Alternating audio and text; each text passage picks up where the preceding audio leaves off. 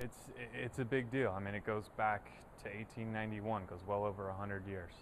This is something unlike anything out there in track. You know, there's rivalries, and then there's Harvard-Yale, and it's something that's been around since the beginning of track and field in the United States, basically. So it's a big deal. I think we've all had some experience with rivalries, and something that goes back 10 years, 20 years, 40 years, but nothing that goes back since 1891.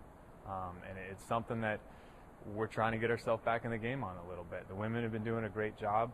The guys, we haven't won since 2003. But I think, you know, last year we kind of expected to go in there and win it. This year we're going to try to make sure we go in there and win it. And we're trying up some different things, and excited to see what happens. I mean, we've got pole vaulters throwing javelin. We've got mid-distance runners throwing, high jumping.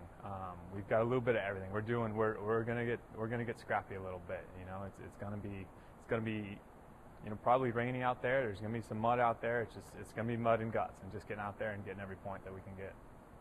It's not a huge meet in terms of what all's going on, but that being said, everything is important. So it cues us in for HEPS championships coming up in just a couple of weeks.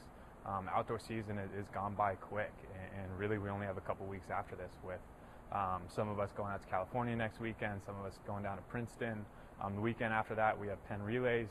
We'll have a limited squad doing that, some going to Brown, but basically we got 2 weeks and it's HEPS championships. So this is an opportunity to get after it, and really a lot of the training is starting to wind down a little bit. Now it's track and field time. It's just time to get out there and really try to, you know, we're still working on some things here or there because HEPS is the big picture.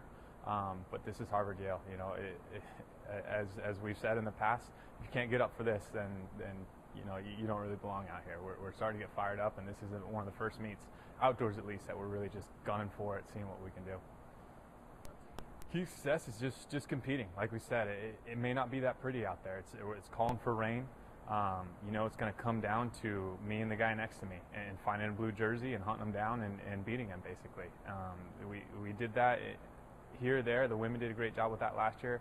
The guys, we just didn't have a whole lot of depth. We still don't have a ton.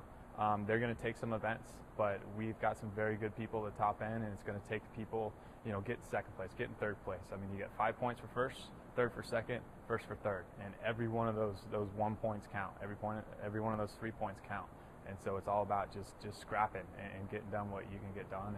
And like I said, it's track and field at its best. We're really not looking for big, huge marks this weekend. They probably won't come. It's not going to be pretty weather.